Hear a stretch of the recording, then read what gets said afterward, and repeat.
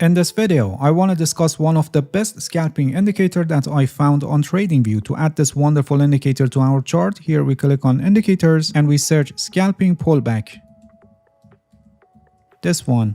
Scalping pullback tool R1, which is written by someone named Just Uncle L. Alright, as you can see, the indicator is added to our chart, and let's see what we have and how these lines will help us in scalping. Let me open the settings and explain the components from here with their default settings so you will better understand what they are. We have a fast EMA, which is this green line, and by default it's an exponential moving average with length of 89. Then we have medium EMA, which is this blue line, and it's an exponential moving average with length of 200. We have also a slow EMA with a length of 600, which is not activated by default, and we can activate it from here, which is this black line, and it can be used for identifying major trends of the market on much higher time frames. We have also a price action channel, which throughout this video we just call it PAC, and it's a 34 exponential moving average based on close and high and low. These small triangles that you see on the chart are fractals which are activated by default, and we can also activate show ideal fractals only, so some of the false fractals which are based on noises can be filtered. We can also show market structure changes which are in the form of higher high, higher low, lower low, and higher low, and these can also help us in trading. The chart's background changes color based on the current trend of the market, which if you find it distracting you can remove it from here.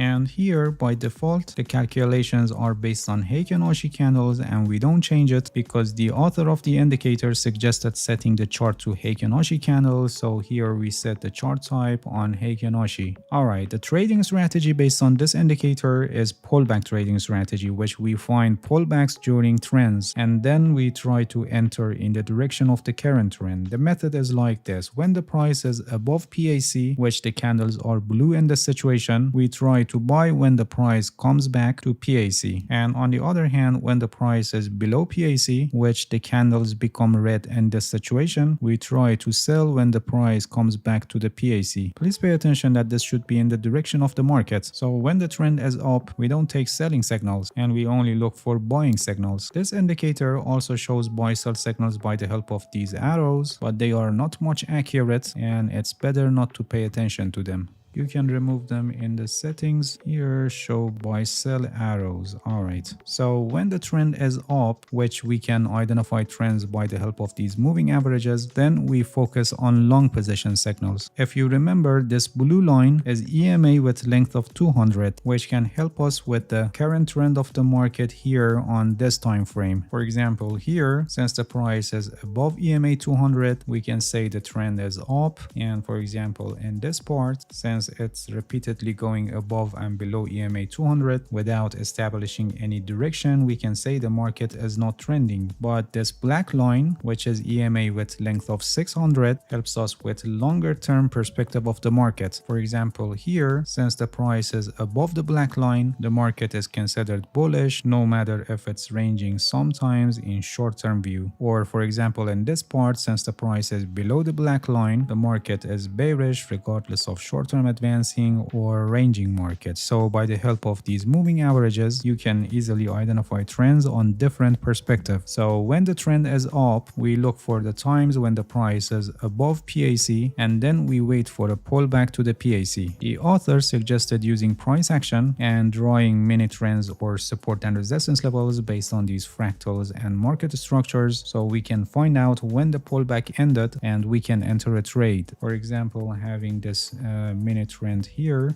and then after this we got a period of indecision which created this tight consolidation period, and finally this candle broke out of this consolidation period and it also closed above PAC. So by having these evidences we can say that the pullback ended and the market is going to advance. Or for another example, here you can see that the price is above PAC and then we have a pullback to PAC, and then having this mini downtrend line here which is not broken instantly, and the price again went to a consolidation period as you can see here, and it lasts up to here, and at this point this candle broke out of this consolidation period, which provided another opportunity for opening a long position. Please pay attention that when we say the price is above PAC, we need to see a wave like this or this, and having just a few candles which are above PAC like this or this, which are still approximately stuck to PAC, these are not the trading setups that we are looking for. Having these situations tells us that the market is in a trading range within this uptrend, and since this is a trend following strategy, it doesn't work well in this situation, and you can see that this indicator is giving many false signals in this situation. So please pay attention to this important point and be patient and wait for a perfect setup like our two examples here. And instead of price action analysis, which we used for trade entry, we can also use some indicators. For example, we can add RSI,